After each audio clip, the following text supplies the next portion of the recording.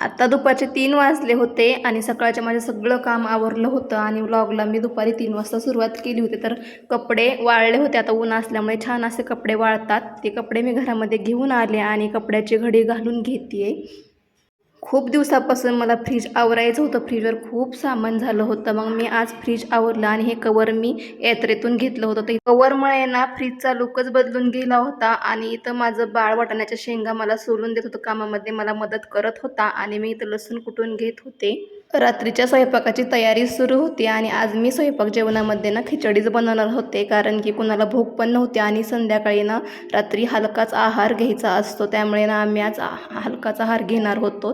त्यामुळे मी असे वटाणे पण छान होते ओले आणि वटाण्याचे आणि वटाणे बटाटा टाकून मी आज खिचडीच केली होती. गावाकडून खारवड्या आणल्या होत्या म्हणून थोड्याशा खारवड्या तळून घेतल्या आणि इथं शेंगा मी भाजून घेते. तर व्लॉग इथंच एंड करते. बाय.